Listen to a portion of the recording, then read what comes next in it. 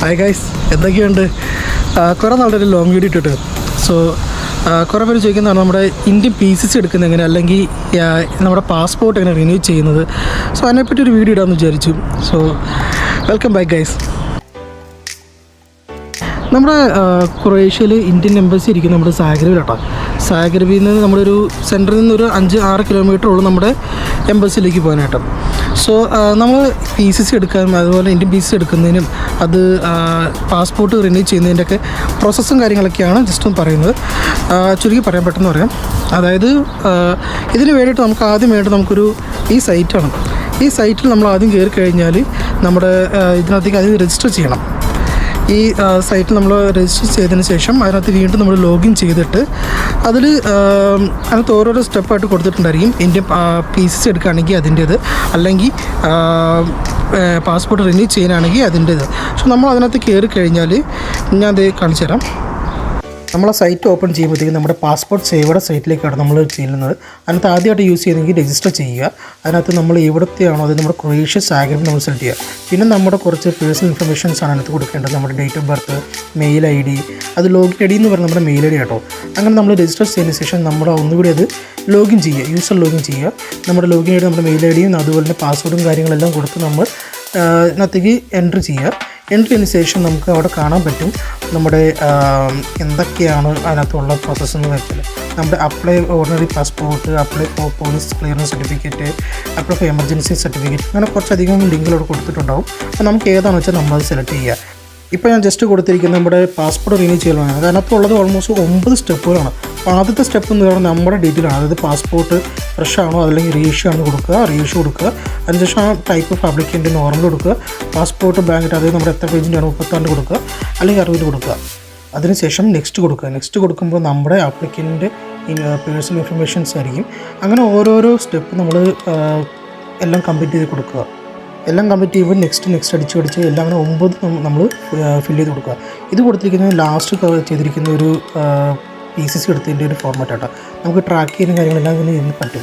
പിന്നെ നമുക്കിനി PCC എടുക്കുന്നത് നോക്കിക്കഴിഞ്ഞാൽ അതും ഇതുപോലെ തന്നെ 5 സ്റ്റെപ്പുകളുള്ളൊരു പ്രോസസ്സാണുള്ളത്. ആദ്യം നിന്ന് നമ്മുടെ പേഴ്സണൽ ഇൻഫർമേഷൻസ് കൊടുക്കുക. അത് നെക്സ്റ്റ് എടുത്ത് വിളിക്കുമ്പോഴത്തേക്കും ഇതിൻ്റെ പേഴ്സണൽ ഇൻഫർമേഷൻസ് ആയിരിക്കും. അതിനുശേഷം നമ്മുടെ ഫാമിലി ഡീറ്റെയിൽ ചോദിക്കുന്നുണ്ട്, അതുപോലെ പ്രസൻറ്റ് ഡീറ്റെയിൽ ചോദിക്കുന്നുണ്ട്, പിന്നെ അതർ ഡീറ്റെയിൽസ്. അതിനകത്തൊക്കെ നമ്മൾ കൊടുത്തിരിക്കുന്ന കാര്യങ്ങൾ ജസ്റ്റ് ഒന്ന് മെൻഷൻ ചെയ്ത് പോയാൽ മതി. അത് ഡീറ്റെയിലൊക്കെ എന്ന് പറയുന്നത് നമ്മൾ എങ്ങോട്ടാണ് പോകുന്നത്, എവിടുന്ന് ഏത് കൺട്രിയിലേക്കാണ് എന്നൊക്കെയാണ് ചോദിക്കുന്നത്. സോ അതെല്ലാം കൊടുത്ത് നമ്മൾ നെക്സ്റ്റ് അടിച്ച് കൊടുക്കുമ്പോഴത്തേക്കും നമുക്ക് അവസാനം നമുക്ക് ഒരു ഫോം കിട്ടും.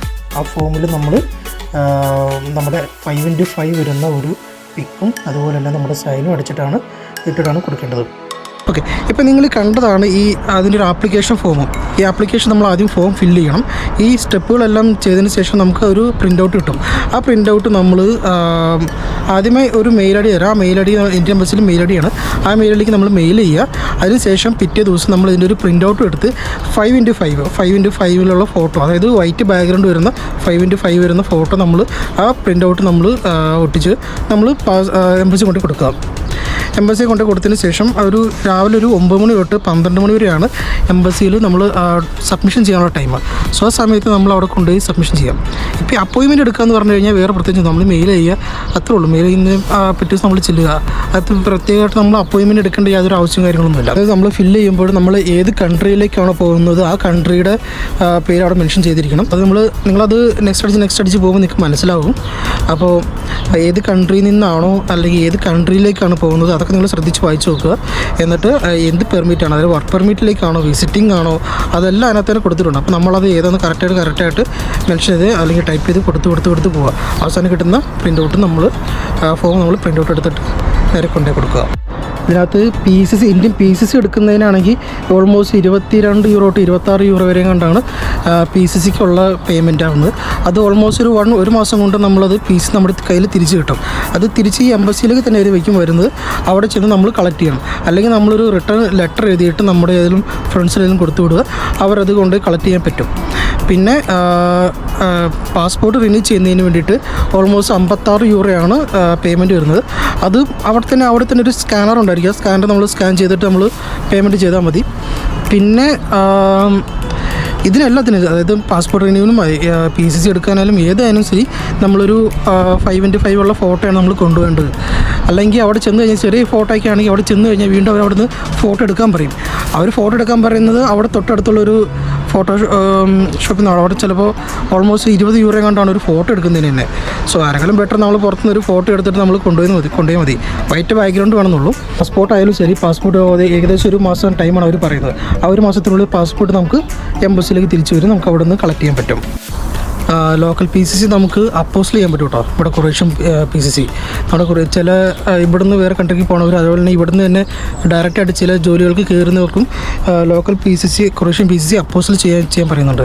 അതിന് വേണ്ടിയിട്ടുള്ള ലൊക്കേഷൻ ഞാൻ താഴെ കൊടുക്കുന്നുണ്ട്, അതും ഡിസ്ക്രിപ്ഷനിലുണ്ട്, അതും ചെക്ക് ചെയ്യുക. അവിടെ ചെന്ന് കഴിഞ്ഞാൽ PCCയും കിട്ടും, അതുപോലെ അത് അപ്പോസിലും ചെയ്യാൻ പറ്റും നമുക്ക്. സോ നിങ്ങൾ അതൊക്കെ നോക്കിക്കോളൂ. പിന്നെ PCC മാത്രം മതിയെങ്കിൽ നമുക്ക് ഓൺലൈൻ സൈറ്റിൽ തന്നെ കയറിയാൽ മതി. നേരത്തെ സൈറ്റ് കുറച്ചാൾ കിട്ടിയില്ലെന്ന് പറഞ്ഞായിരുന്നു, പക്ഷേ അതിപ്പോൾ ആക്റ്റീവാണ്, കിട്ടുന്നുണ്ട് അതിനകത്ത്.